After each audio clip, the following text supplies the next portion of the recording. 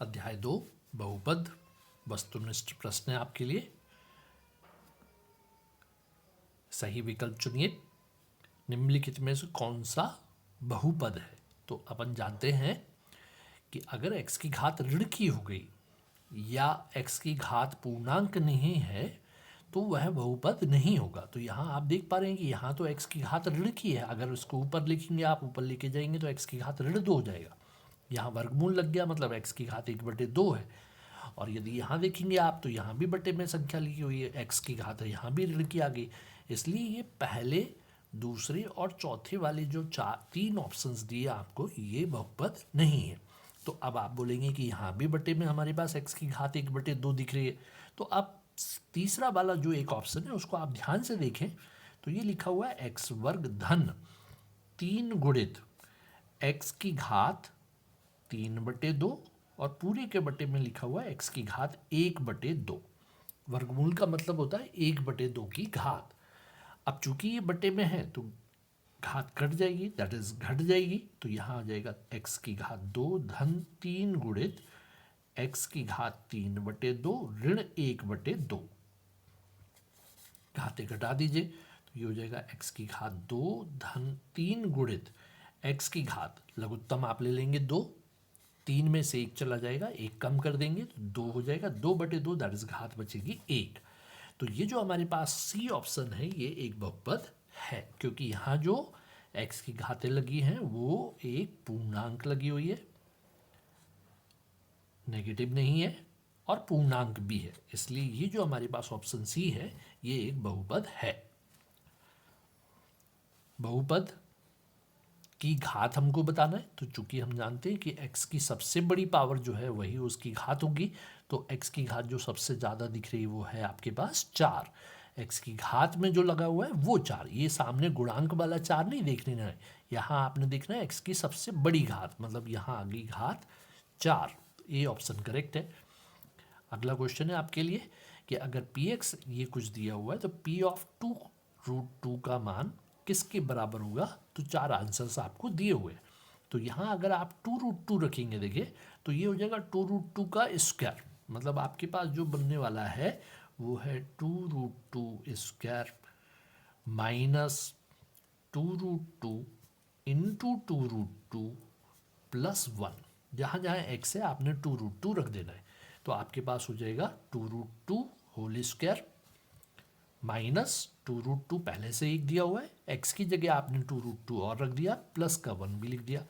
तो ये जो हमारे पास 2√2 इंटू 2√2 ये तो स्क्वायर ही होता है, मतलब ये जो क्वांटिटी है ये तो इसके बराबर है।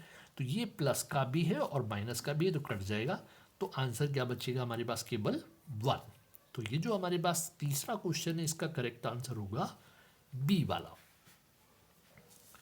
अगला क्वेश्चन दिया हो, देखिए पी ऑफ एक्स प्लस 3 है और पी ऑफ एक्स में आपको पी ऑफ माइनस एक्स को जोड़ना है। तो देखिए पी ऑफ एक्स तो आपको दिख रहा है, वो है एक्स प्लस 3।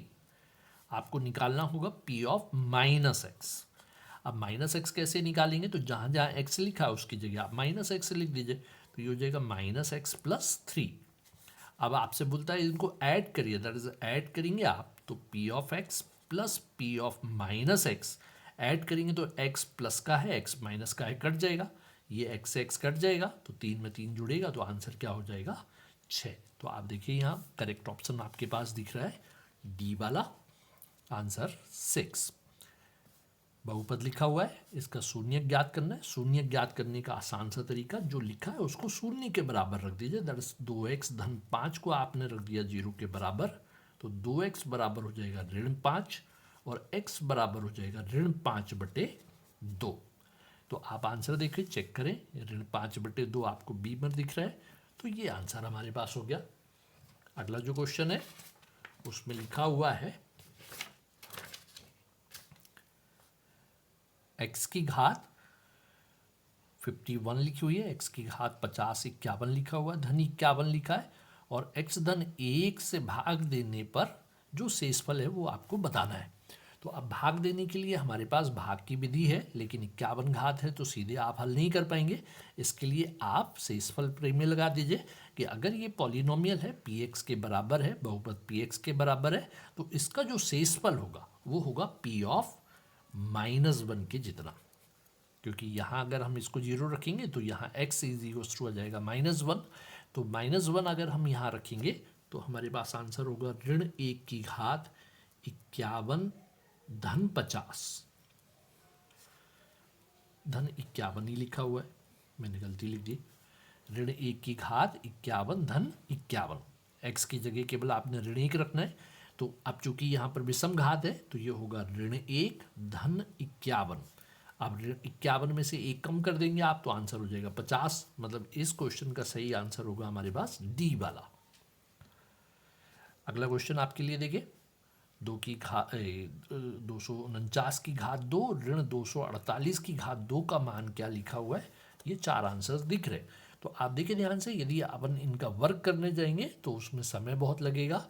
करने का तरीका क्या है, तो आप आइडेंटिटी जानते हैं, ए वर्ग ऋण बी वर्ग, वो होता है ए ऋण बी ए धन बी, दैट इज 249 ऋण 248 गुणित आप लिख देंगे 249 धन 248, ए ऋण बी गुणित ए धन बी।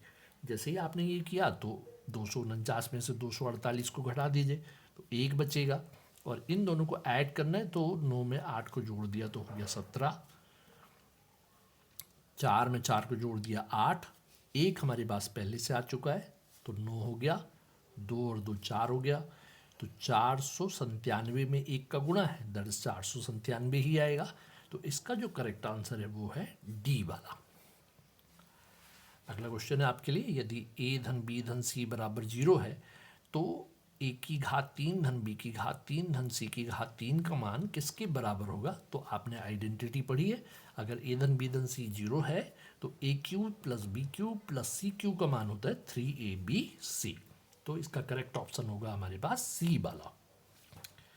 नेक्स्ट है आपके लिए, बहुपद का मान जब x बराबर 2 है, तो आसान क्वेश्चन है, जहां जहां x है आपने 2 रख देना है, दैट इज ये हो जाएगा 5 गुणित 2, ऋण का चिन्ह है,